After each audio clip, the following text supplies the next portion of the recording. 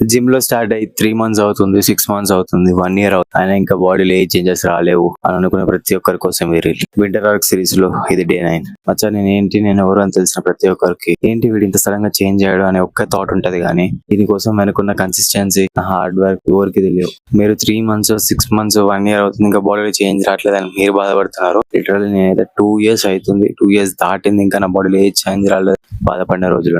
అయినా కానీ నేను వర్కౌట్లు ఎప్పుడు గివ్ అప్ ఇవ్వలేదు. నా కాలేజ్ డేస్ లో ఉన్నప్పుడు హాస్టల్లో ఉంటూ కెటిల్లో చికెన్ ఉడకబెట్టుకొని ఉప్పు వేసుకొని ఇంకా లిటరల్లీ కొన్నిసార్లు అయితే ఉప్పు లేకుండా కూడా తిన్న రోజులు ఉన్నాయి. మిల్ మేకర్ ని అదే కెటిల్లో బాయిల్ చేసి దాన్ని స్క్వీజ్ చేసి బాయిల్డ్ ఎగ్స్ తోటి స్క్రాంబుల్ గా చేసుకొని తిన్న రోజులు. టేస్ట్ లేకపోయినా సరే స్టడీస్ వల్ల జిమ్ కి వెళ్ళడానికి స్కోప్ లేక హోమ్ వర్కౌట్స్ చేసుకుంటూ కూడా బాడీ పెంచాలి అనే ఆలోచన ఉండండి. 2 years దాటిన తర్వాత కూడా నాతో పాటు చేసే నా దోస్తులు కూడా అంటుండే, ఏంది మామ 2 years దాటింది ఇంకా ఏం చేంజ్ రావట్లే, అంతే స్కిన్నింగ్ ఉన్నావేంటి. But I don't give up.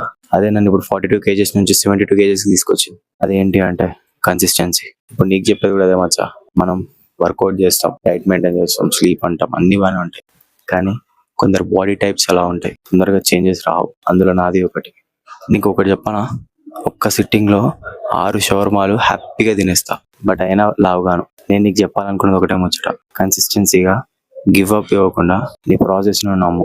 Definite గా నీ బాడీలో చేంజెస్ వస్తాయి.